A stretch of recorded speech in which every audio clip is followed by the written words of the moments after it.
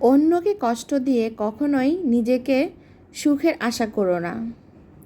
একটা কথা মনে রেখো, কর্মফল খুবই ভয়ানক জিনিস। আজকে তুমি যেটা করেছো, কালকে সেটা তুমি সুদে আসলে ফেরত পাবে। এটাই কিন্তু নীতি। যে যতটুকু করবে সে ততটুকুই পাবে। আজ হোক বা কাল হোক, সেটা নিশ্চিত।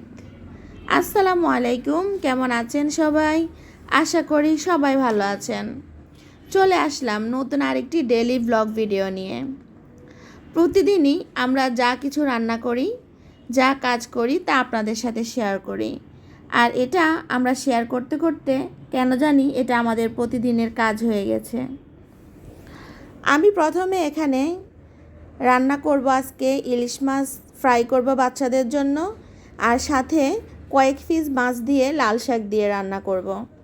কারণ বাচ্চারা তো মাছ ভাজাটা বেশি পছন্দ করে, তাই ওদের জন্য প্রথমে মাছটা ভেজে নিয়েছি। আর এখানে এক পাশে গরম পানি বসিয়ে দিয়েছি, অন্য পাশে আমি রান্নার জন্য পাতিল নিয়ে নিয়েছি।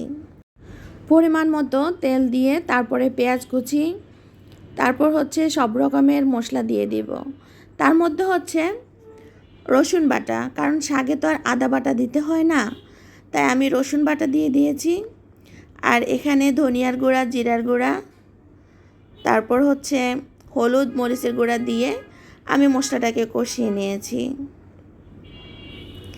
এখন লাল শাকগুলো দিয়ে দিব।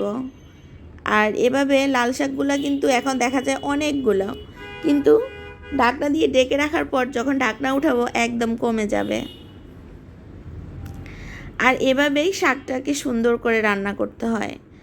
আমাদের চাঁদপুরের শাকটাকে এভাবেও আমরা রান্না করে খেয়ে থাকি, আবার ভাজি করেও খেয়ে থাকি। দুভাবে আমাদের খুবই পছন্দ। তবে ইলিশ মাছ দিয়ে বা রুই মাছ দিয়ে লাল শাকটাকে রান্না করলে কেন জানি আমার কাছে ভালো লাগে। আমি ভাজি থেকে এভাবে ঝোল করে রান্নাটা বেশি পছন্দ করি। আর বাচ্চাদেরকে শাকসবজি খাওয়ানো উচিত, আর নিজেরাও শাকসবজি খেয়ে শরীরটাকে ঠিক রাখা উচিত। আপনারা কিভাবে লাল শাকটাকে রান্না করে খেয়ে থাকেন অবশ্যই কমেন্টে বলে যাবেন। আমি একটু চেক করে দেখলাম যে একটু লবণ দিতে হবে, তারপর একটু লবণ দিয়ে দিলাম। কারণ যে কোনো খাবারে পরিমাণ মতো যদি সব কিছু হয় তাহলে খেতে খুবই মজা হয়।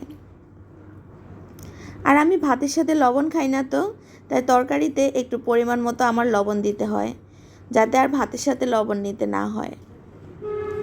ভাতের সাথে এভাবে কাঁচা লবণ খাওয়া ঠিক না, সেটা শরীরের জন্য খুবই অপকারী, যেটা আসলে আমরা অনেকেই বুঝি না, কিন্তু কিছু করার নেই। অনেকেই কিন্তু ভাতের সাথে এভাবে কাঁচা লবণ খেতে পছন্দ করেন। আর ঢাকনা দিয়ে এভাবে রান্না করলে তরকারিটাও কেন জানি মনে হয় খুব ভালো হয়। আর আমি এভাবে রান্না করতে খুব পছন্দ করি। তারপর এক এক করে এ পর্যায়ে আমি মাছের মাথা, লেজ, মাছগুলা দিয়ে দিব। কারণ এ পর্যায়ে যদি আপনি মাছেরটা দিয়ে দেন তাহলে লাল শাকের যে একটা ফ্লেভার সেটা মাছের মধ্যে যাবে, আর মাছের যে একটা ফ্লেভার সেটা লাল শাকের মধ্যে থাকবে। আমার কাছে মনে হয়, ব্যক্তিগতভাবে আমি এই জিনিসটা সবসময় করে থাকি, আমার কাছে খুব ভালো লাগে। আর লাল শাক দিয়ে ভাত খেতে আমার খুবই পছন্দ। আমি কিন্তু আপনাদের সাথে অনেকগুলা কথা বলে ফেলেছি।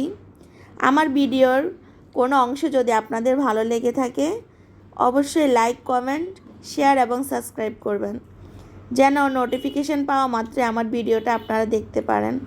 আর রান্নার পাশে দুপুরবেলায় আকাশটা এত মেঘাচ্ছন্ন হয়ে গেছে, তাই আমি আমার ডাইনিং রুমের জানলা দিয়ে দেখছি, আর আপনাদের সাথেও সেটা শেয়ার করে নিলাম। আর আমার বাসার দক্ষিণ পাশের এই আম গাছটা আমার খুবই ভালো লাগে।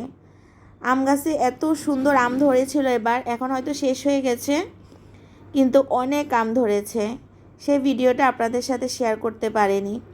আল্লাহর সৃষ্টি কতই না সুন্দর।